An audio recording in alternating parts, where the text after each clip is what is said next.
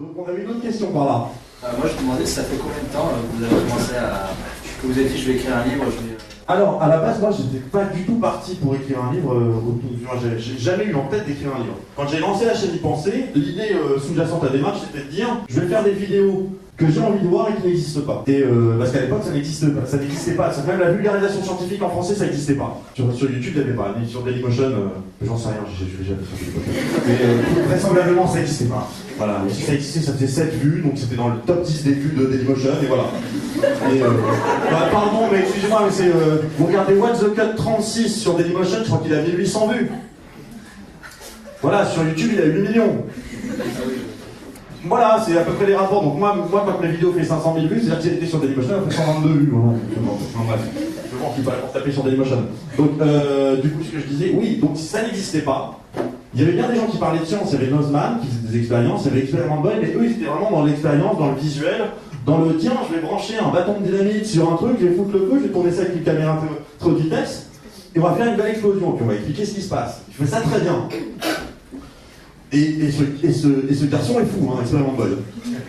J'adore, mais il est cinglé. Ça veut dire, on lui montre n'importe quoi, vous lui montrez. Il dit, tiens, regarde une voiture. Je me demande comment ce serait si on la faisait sauter.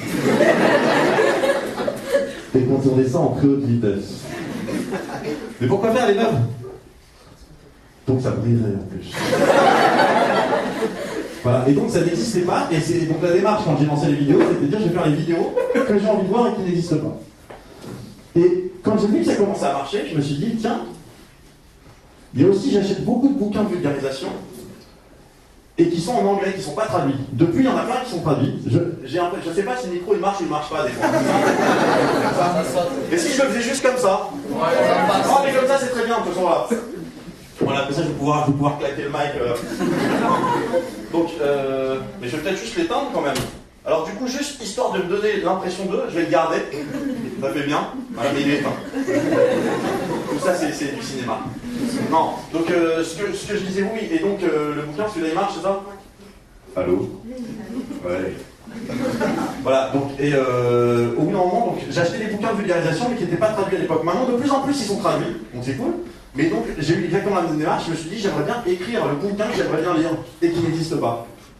Et donc, j'avais commencé à écrire 40-50 pages, et je commençais déjà à me prendre la tête, à me dire, putain, mais à la fin, le manuscrit, j'en fais quoi? Je l'enverrai à des maisons d'édition, il va falloir que je leur explique que j'ai déjà une communauté, parce que ça joue, parce que sinon ils vont m'envoyer chier, les bouquins de science et tout. Et à ce moment-là, il y a Marabout qui m'a contacté. Bonjour, on cherche à faire un bouquin de science. Alors, vous êtes bon numéro, merci. On va discuter un petit peu, et puis voilà. Puis ensuite, on a discuté, on a arrangé tout comme ça. Mais ça, à la base, si on m'aurait simplement dit il y a 2 ans que tu vas écrire un livre, j'aurais dit, d'accord, et mais pareil, il y a 2 ans, on m'aurait dit tu vas faire la première partie de l'exoconférence. Je dis bah. Ok. Mais non. Et voilà. Y a-t-il d'autres questions? On a une question là-bas.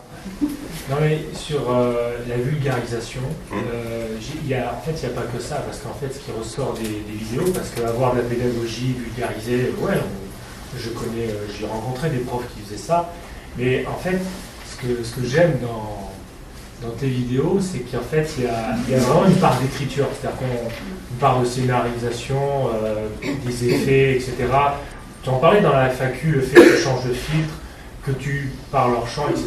Et c'est un ingrédient supplémentaire qui fait qu'on est au-delà de vulgariser, on attire l'attention aussi, et on est capable d'intéresser des gens qui ne s'intéressent pas à la science, quoi. C'est que moi, dans le regard que j'ai sur tes vidéos, c'est qu'il y a une part de scénarisation, comme le meilleur d'entre eux, c'est Karine Debache, qui clairement... non mais voilà, il y a une part d'écriture, et après, on amène la vulgarisation de la science, et voilà, il n'y a pas que... Alors, Karim, c'est encore autre chose. Perso, j'appelle Abdel Satan. Ah mais c'est son... Non, mais je n'invente pas, c'est son nom, c'est à un moment donné, je ne sais plus dans quelle émission il avait parlé de ça, où il disait, quand on veut trouver normalement, quel serait son nom de scène si on n'est pas un acteur porno, il disait, prends ton deuxième prénom et le prénom de ton animal de compagnie. Et lui, ça faisait Abdel Satan. Et du coup, c'est vachement resté, mais c'est comme il y a eu donc Karine Debache, il y avait aussi, comment il s'appelait, Kamel Debiche. C'était son alter ego. Voilà, alors, Karim, selon moi, c'est le meilleur d'entre vous. c'est vraiment le meilleur. J'ai attendu d'être à côté de Bordeaux pour parler du meilleur d'entre nous. Ça c'est du local, ça c'est de la vanne locale. Non, mais Karim, pour le coup, tout est écrit, tout est préparé. Mais je me demande même si c'est pas storyboardé à l'avance. Ce qui est marrant parce que Karim, moi je le connais quand il n'est pas en train de bosser, et quand il n'est pas en train de bosser, c'est le pire d'entre nous. C'est le dernier des glandus. C'est-à-dire qu'il ne faut rien. C'est-à-dire que moi j'ai passé une soirée avec lui, on a passé littéralement, je pense, 7 heures, 7 vraies heures, avec donc lui, Gilles et Jérémy, à chercher des conneries sur le net. C'est-à-dire, est-ce que tu penses qu'il existe une adaptation de My Way en turc? Des chutes, des trucs, voilà. Oui, on a trouvé, ok. Est-ce que tu penses que maintenant il y a le clip de cette chanson? Par exemple, il y a un jeu qu'il a, Karim, c'est quand il s'ennuie, il va sur YouTube et il demande donc à Gilles et Jérémy, il balance un mot, marmite, un autre mot, aspirateur, il cherche marmite, aspirateur et regarde ce qui sort en vidéo. Et ce qui est dingue, c'est qu'il y a quasiment toujours des vidéos qui sortent. Vous ferez le test, vous allez voir, c'est démentiel. Alors au début, vous allez vouloir chercher des mots compliqués. Il ne faut pas chercher des mots compliqués. Cherchez tabouret lavabo, hop, tabouret lavabo, et puis vous allez voir une vidéo d'un chat qui est en tabouret qui tombe dans la... Enfin, il y a toujours. Maintenant, pour mes vidéos, alors tout ce qui est scénarisation, c'est purement dans l'instant. Et c'est même pas instinctif, je dirais que c'est un truc qui est venu au fur et à mesure. Ça, c'est un truc que je savais pour le coup, parce que j'ai toujours été fan de séries télé. Même depuis l'époque où on savait même pas que ça existait vraiment les séries télé. C'est-à-dire qu'à l'époque où en France, les séries télé, c'était Cosby Show, Madame et Servi. Voilà, donc c'est ça. Et la petite maison à Prairie. C'est qu'on n'avait pas cette notion des séries télé qu'on a aujourd'hui, avec une histoire dans la continuité, ou voire même avec des séries comme Lost, on se dit si on a loupé un épisode, c'est bon, bah tant pis, on prendra dans 5 ans. Puis non. Et moi j'avais depuis Twin Peaks, j'avais cette idée-là en tête des séries, donc j'ai toujours kiffé les séries et j'ai toujours remarqué un truc pour ce qui concerne les sitcoms, notamment. C'est le plus évident, c'est sur les sitcoms. Vous prenez How I Met Your Mother, vous prenez Big Bang Theory, vous prenez Friends, vous prenez tous les sitcoms, vous regardez le pilote. Le pilote n'a rien à voir avec la série. Si vous prenez le pilote de Big Bang Theory, au début, il y a Sheldon qui parle d'une de ses copines, machin, etc., qui dit ouais, quand on drague. Sheldon. Et en fait, ce qui se passe, c'est que chaque série, mais c'est vraiment, voilà, parce que les sitcoms ont cette particularité qu'il y a ce qu'on appelle le principe du reset. C'est-à-dire qu'à la fin d'un épisode, vous êtes censé être reset. Vous êtes dans la même configuration à la fin de l'épisode qu'au début de l'épisode. Des fois, c'est marrant, des fois dans les Simpsons, ils jouent justement avec ce code-là. Où il y avait un épisode où Bart est retrouvé sur une île déserte, et puis à la fin, on entend le gars qui dit oh, ils ont fini par être sauvés, disons, par auto. Et ça se termine comme ça. Et donc, il y a ce fameux reset qui fait qu'on revient au début, et donc ça marche vachement bien sur ces séries-là, ce principe qui est de dire qu'il faut laisser les personnages évoluer. Et au bout de quelques épisodes, la série trouve son ton, elle trouve les personnages, elle trouve son rythme. Et pour une chaîne YouTube, c'est exactement pareil. Moi, le premier conseil, quand on me demande des conseils pour lancer une chaîne, il y a deux choses que je leur dis. Le premier truc le plus important, c'est soigner le son. Parce qu'on ne se rend pas compte, mais le son, c'est l'enfer. Et que une vidéo, si l'image est dégueulasse, mais qu'on comprend ce que vous dites, ça va. Si l'image est parfaite, mais qu'on ne comprend pas un broc de ce que vous racontez, c'est fini, c'est mort. Donc, c'est la première règle, c'est le son. La deuxième règle, ce que je dis, c'est ne pas tout formater.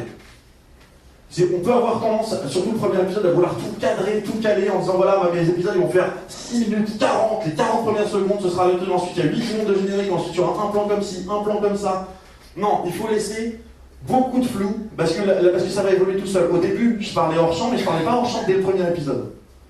Parce qu'à un moment donné, je me suis dit il faut que je fasse des vannes pour récupérer l'attention, parce que je sens qu'au bout d'un moment, j'ai un truc qui est long, qui est compliqué, je sens que c'est chiant. Donc hop, une vanne, tac, on récupère l'attention. Ça a fini par devenir, d'un coup je parle à un autre personnage qui est là, et un autre qui est là. Et à un moment donné, je fais l'épisode sur le bâillement, où j'ai, à un moment donné, Vilayano Ramachandran, donc qui appelle un de ses patients au téléphone, et donc il est là, et puis il y a le patient qui est là, et je me suis dit, c'est pas assez clair, c'est pas la même personne, je vais mettre un filtre de couleur. D'un côté c'était rose, de l'autre côté c'était jaune, c'était laid. Mais ça marchait. Et donc du coup, je me suis dit, tiens, c'est pas mal ça, maintenant je vais garder ça. Et au fur et à mesure, ce qui se passe, c'est que maintenant, très clairement, le personnage qui est de ce côté-là, c'est un personnage qui est beaucoup plus sarcastique, qui comprend très bien de quoi il s'agit et qui n'a pas envie de passer des plombes à expliquer les choses, à surexpliquer. Et celui qui est là, c'est celui qui explique les trucs de base 1000 fois et qui fait les vannes. C'est quand j'ai une vanne relou, c'est lui. Voilà, sauf déborder le vase. Et parce que ça, je trouve que c'est une bonne vase. Voilà, mais ça, c'est quelque chose qui vient totalement naturellement. C'est des choses qu'il faut se laisser porter aussi par ces trucs-là. Voilà, c'est ce que je peux dire de la partie scénarisation. Mais oui, effectivement, et alors, maintenant, comment est-ce que moi j'ai fait ça? Ça tombe pas non plus de nulle part, c'est simplement que c'est des années de discussions avec des potes où je leur expliquais des trucs et que ça les gonflait. Mais non, mais c'est ça, c'est Ross, c'est exactement ça. Je dis, non, mais est-ce que tu sais pourquoi on met une cuillère dans le champagne? Ta gueule. Non, mais attends, je t'ai dit qu'une cuillère dans le champagne pour pas perdre des bulles. Mais on s'en fout, on met juste une cuillère, c'est tout. Voilà. Et donc, comment raconter ça? Comment expliquer ça sans être chiant? Et on développe, mais c'est comme les gamins qui, simplement parce qu'ils se prenaient des coups de pied à l'école, deviennent humoristes. Je veux dire, on développe chacun ses propres trucs. Et il faut se laisser porter par ça. Voilà, j'ai l'impression d'avoir une réponse ultra deep là. Une autre question? Oui, je vois une main. Est-ce que tu comptes ou est-ce que tu as prévu tout simplement de diminuer, dans ce cas-là, comment tu comptes t'y prendre, ou tout simplement quitter ton job qui est à côté de d'informaticien. Formation, tout ça, est-ce que tu veux continuer parce que ça? Alors, ça fait à peu près 1 an déjà que je ne prends plus de nouveaux clients. Et que sur mes clients actuels, je ne prends plus de nouveaux projets. Donc je suis en pure maintenance. Et là, je me suis donné jusqu'à cet été pour faire la bascule au maximum sur vraiment, parce que là-dedans, j'ai des clients qui n'ont pas besoin, sur la maintenance, ça leur suffit, ils n'ont pas besoin vraiment de faire d'autres choses. Mais il y a des clients qui ont vraiment envie de développer des logiciels, développer des outils. Donc eux, je ne vais pas les planter dans un mur simplement parce que j'ai plus le temps de m'occuper d'eux. Donc eux, je me suis donné jusqu'en juin pour les aider à aller les accompagner vers une autre société, un autre prestataire.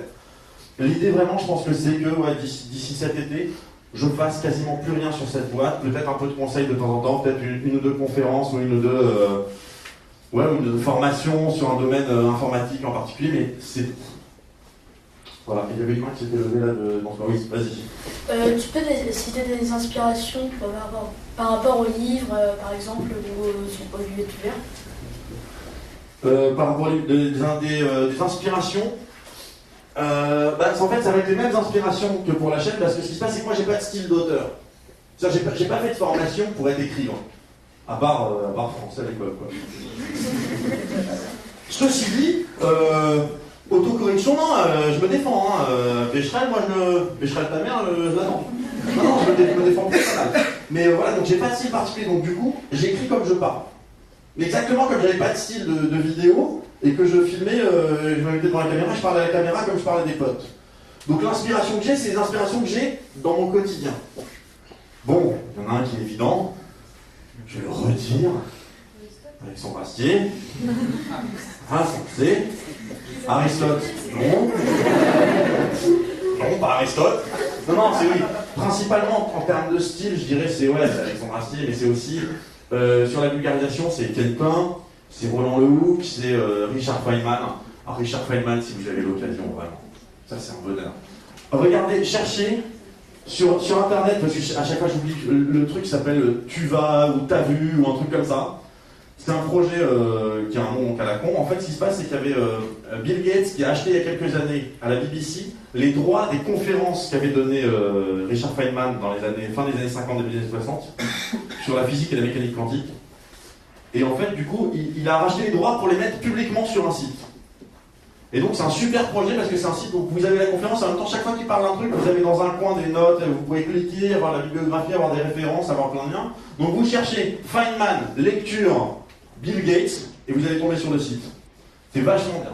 Et là, vous avez un gars qui vous parle pendant, je crois, 4 ou 5 fois 1 heure de physique et de mécanique quantique, mais comme si vous étiez à la maison, quoi. Le gars, c'est-à-dire que même, il fait passer Étienne Klein pour un gars un peu obscur qu'on n'arrive pas bien à comprendre. Non, c'est chaud quand même. Non, mais Richard Feynman, c'est dingue. Mais après, il faut voir, Feynman, je ferai de toute façon un épisode sur Feynman, ça c'est clair. Mais alors Feynman, c'est un gars, pour moi, il y a une anecdote qui résume très bien le truc.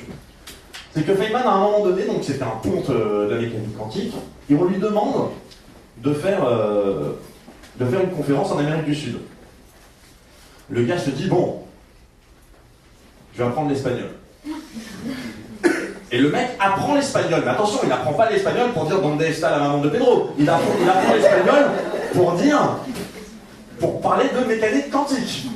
Donc il fait ça en 3 semaines, parce que c'est Richard Feynman, et que voilà, il est dans le genre badass, il se pose là. Donc le mec, en 3 semaines, il a un niveau suffisant, mais réellement, pour faire une conférence sur l'électrodynamique quantique en espagnol, pour faire sa conférence à Rio, au Brésil, où tout le monde parle portugais. Donc voilà, ça c'est exactement ça, Richard Feynman. Richard Feynman, c'est vrai, il donnait ses cours, et quand il avait fini ses cours, il allait dans des boîtes de striptease pour jouer du Congo. Donc ça, pour les fans de Big Bang Theory qui ont déjà vu Sheldon jouer du Congo, c'est une réalité. Il jouait du Congo dans des boîtes de striptease, et puis il fumait du weed jusqu'à 4h du mat, avec ses étudiants. Et le lendemain, il était sur le pont en train de dire, voilà, donc vous avez une particule ici, avec les étudiants qui étaient en face, qui étaient morts, qui étaient rincés, ils étaient là tranquilles, ouais, bien sûr. C'était un gars donc il bossait sur le projet Manhattan. Donc le projet Manhattan, c'est la création de la première bombe atomique à Los Alamos aux États-Unis, etc. Donc, grand secret, top secret, chapeauté par les militaires. Dedans, il y a Niels Bohr, il y a donc Feynman, il y a tout, il y a Penn Teller, il y a comment il s'appelle, celui à qui on attribue justement la première bombe, Oppenheimer. Il y a tous ces gens-là. Et donc Feynman, qui lui a une passion de Feynman, c'est qu'il adore la serrurerie. Son truc, c'est d'ouvrir des serrures. Voilà. Sauf que Louis XVI, il essaie de fabriquer des serrures. Donc lui, son truc, c'est d'ouvrir des serrures. Et donc, ce qu'il fait, c'est qu'il va dans les bureaux des militaires la nuit, il ouvre les coffres-forts, il enlève tout ce qu'il y a dedans, il met un petit mot, il est marqué « coucou », il referme et il se casse. Et le lendemain, branle-bas de combat, tout le monde sait que le mec est passé à Star et fusillé 20 fois. Faut imaginer qu'on est en pleine guerre mondiale, sur les mecs qui sont en train de préparer la bombe atomique, et où ils savent en plus qu'il y a des taupes qui bossent pour les Russes, qu'il y a des taupes qui bossent probablement pour les Allemands. Et l'autre, il est là, coucou. Voilà, donc ça c'est Richard Feynman. Voilà, donc ça c'était pour les inspirations du livre. Vous avez vu comment on digresse? Merci. Y a-t-il d'autres questions?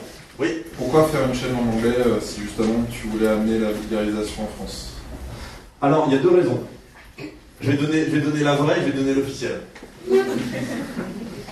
Et d'ailleurs, l'officiel est vrai aussi. Mais l'officiel, c'est une version propre de la vraie.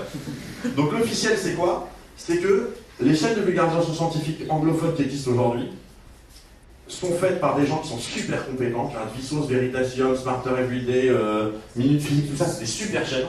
C'est des chaînes qui sont pas fun. Les mecs qui font ces chaînes sont fun. C'est-à-dire les mecs, maintenant je commence à les connaître un petit peu, ils sont vraiment fun tous.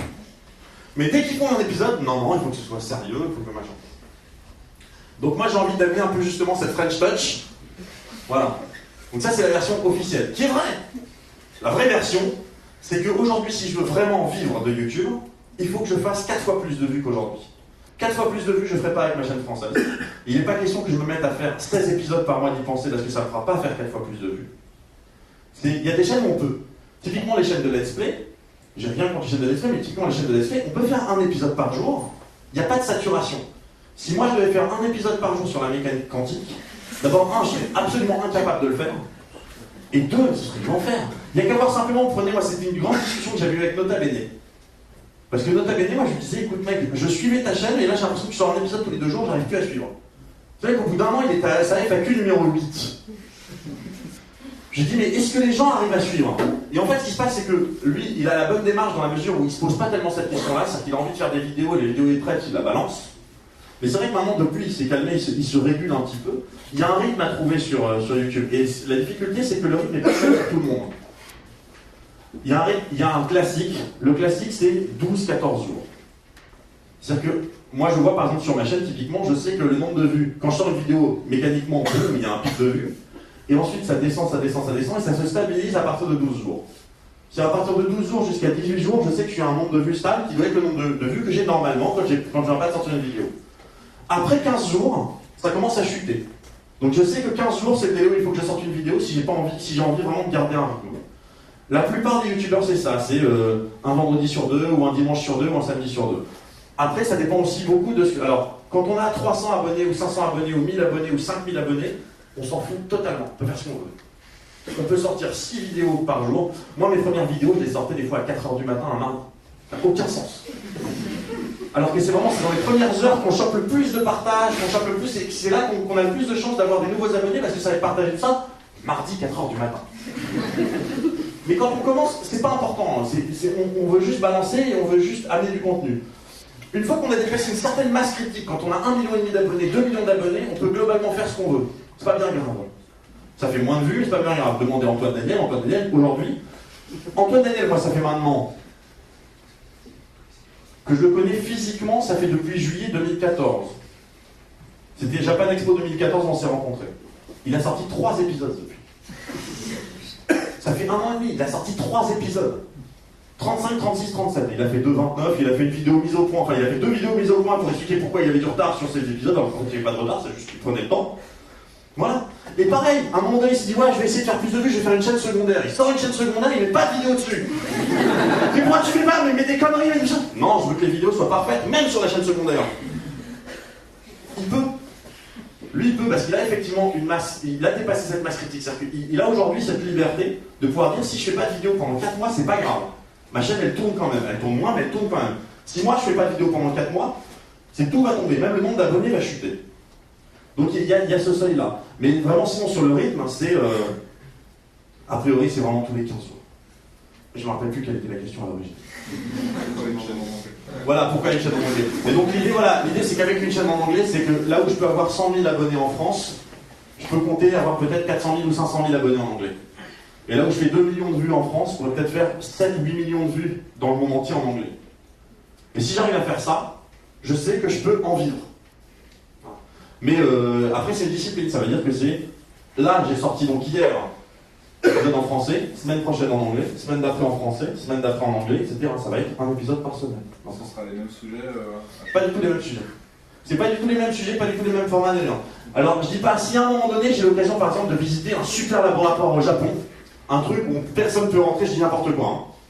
Ou le LHC, je ferai clairement une vidéo en français et une vidéo en anglais, je vais pas me priver. Mais sinon, ce ne sera pas les mêmes sujets, c'est pas les mêmes formats, ce ne sera pas traité de la même manière. C'est l'avantage aussi de ne pas écrire mon texte. C'est exactement comme les bouquins. Dans le bouquin, je reprends des sujets que j'ai déjà traités en vidéo, je ne les traite pas du tout de la même manière puisque mes vidéos ne sont pas écrites. Voilà. Ok. Le recyclage d'anciens. La chaîne anglaise sera traduite ou pas? Enfin, sous-titrée. Alors, oui, alors ce qui se passe, donc moi sur Facebook, j'ai un groupe d'abonnés, j'imagine, quand même, qui, tous volontaires, qui me font des sous-titres. Alors déjà, ils me font des sous-titres en français sur la chaîne française pour les malentendants, donc ça c'est vachement bien. Et une fois que c'est fait en français, il y en a qui le font en anglais, il y en a qui le font en allemand, il y en a qui le font en espagnol, etc. Il y en a même un qui me traduisait à une époque en gascon. Bah, ok, voilà, donc j'ai quelques épisodes, donc pas en gascon. Et donc clairement, je pense que je pourrais compter sur eux aussi pour au moins faire les sous-titres en français sur les épisodes anglais. Mais mécaniquement, ça prendra un peu de temps. C'est-à-dire que quand l'épisode sort, c'est peut-être la semaine d'après qui sera dispo. Mais oui, je prends là-dessus. Et puis, dès que je pourrais industrialiser ça, j'essaierai quand même de le faire parce que j'aime pas, même si je suis très content et même s'ils me demandent rien, j'aime pas l'idée de faire bosser des gens gratuitement. Donc si je leur ai pas demandé, ils le font d'eux-mêmes. J'aimerais pouvoir, à un moment donné, dire voilà, vous faites du taf, vous êtes un peu casse-pied, c'est normal. Alors attends, donc tu me fais c'est un mime. Non, c'est pas la dernière question. La dernière question. Oui. Réfléchis bien, c'est la dernière. Si c'était pour sortir une vanne, tu vas. Vas-y. Alors, moi, je vais montrer une vidéo plutôt à mes parents qui n'ont pas du tout de background scientifique. Alors, c'est la vidéo sur les chats. Ça va, ok, la flèche du temps. C'est assez facile. Alors, ils ont regardé et à la fin, ils m'ont dit ouais, c'est des conneries. J'ai eu beaucoup de mal à dire que. Enfin, je pense pas. Il y a des sources. Comment Alors, bon, là, il se trouve que tu es un peu tombé sur vraiment, c'est l'épisode où on me dit le plus souvent non, mais franchement, celui-là, c'est un troll. Voilà, et en fait, pas du tout. Alors, ce que je dis, et je le répète, voilà, sur cet épisode, il y a juste une extrapolation que moi je fais.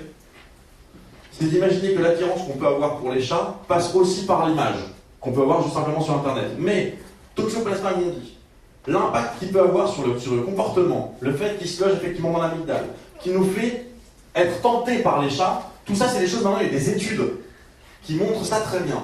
La seule extrapolation que je fais, c'est de dire, ça marche aussi simplement quand on voit des images ou des vidéos de chats sur Internet, et dire, du coup, c'est une hypothèse valable, pour dire c'est pour ça qu'il y a autant de chats sur Internet. Ça, c'est la seule partie qui est purement de moi. Toutes les autres, c'est documenté dans des études, c'est des études. Alors, la première étude, c'est une étude anglaise qui était faite avec des souris. Ensuite, il y a eu une autre étude qui était anglaise, mais également avec un autre pays. C'était pas la Russie, mais c'était dans une langue un peu type genre Russie. Je me demande, c'était pas non, c'était peut-être ou ukrainien, peut-être, je sais plus. Où là, vraiment, c'était des études sur le comportement humain. Où ils cherchaient des origines de la schizophrénie sur le Toxoplasma gondii, parce qu'ils se sont rendus compte qu'en fait, typiquement, les gens qui sont infectés par Toxoplasma gondii ont 2 fois plus de chances d'avoir des accidents de voiture. Il n'y a aucune raison, a priori. Et puis on n'est même pas sur un truc qui joue, parce que tu dirais ouais, les gauchers ont plus de chances d'avoir des accidents de voiture, tu dirais ouais, les gauchers, le boîtier se fait avec la main droite, ok, c'est peut-être pas la même configuration. Là, ça change rien. On a toujours dit toxoplasmose, à part pour les femmes enceintes, c'est totalement bénin, ça change rien. Qu'on l'ait ou qu'on l'ait pas, c'est pareil. Et là, bah non, on se dit, ouais, et il y a des gens maintenant qui sont en train de même chercher s'ils voient si Alzheimer peut-être. Mais bon, Alzheimer, c'est en fait, c'est que dès qu'on trouve un truc, les gens cherchent si c'est pas la naissance d'Alzheimer. C'est tellement le sujet chaud en ce moment, Alzheimer, que demain, il y a un mec qui trouve que les coccinelles, quand elles se reproduisent, elles font des bruits bizarres, mais quand tiens. Alzheimer, les gars. Alzheimer. Ceci dit, il ne faut pas trop se moquer, parce que c'est tout l'intérêt de la recherche fondamentale par rapport à la recherche appliquée, c'est qu'il y a des gars qui ont... je ne sais plus où c'est, je ne sais plus dans quel pays. Faudrait que je retienne parce que ça fait beaucoup plus classe quand on sort les anecdotes et qu'on est capable de sortir des noms, des lieux, des machins. Nous dire, ouais, il y a des gars quelque part. Mais il y a une étude en ce moment qui est faite par des scientifiques, c'est encore en cours, sur les pépins de raisin. C'est-à-dire, il y a des mecs qui se sont dit, les gars, on a fait 15 ans d'études, on va passer 10 ans de nos vies sur les pépins de raisin. Parce que c'est bien. Et en fait, il semblerait que cette étude ait permis de faire pas mal de découvertes sur les origines du cancer. Et parce que ce qui se passe, c'est que le cancer, aujourd'hui on sait ce que c'est que le cancer, on sait comment ça fonctionne, on ne sait pas d'où ça vient et on ne sait pas pourquoi ça existe. Et aucun rapport des mecs qui étudient des pépins de raisin, quoi. Et puis les mecs se disent, mais attends, c'est ce qui se passe là. Est-ce que c'est... T'as pas un pote qui s'y connaît en cancer, fais-le venir, je voudrais savoir si ça... Parce que ce qui se passe, il faut aussi que les gars, quand ils repèrent, il faut qu'ils aient... C'est un vrai problème qu'on a aujourd'hui, on a des gens qui sont de plus en plus spécialisés en sciences, ce qui fait qu'on a des gens qui sont incapables de reconnaître des choses qui existent par ailleurs.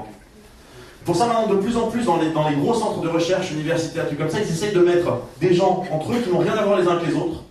Ils sont tous des scientifiques, hein.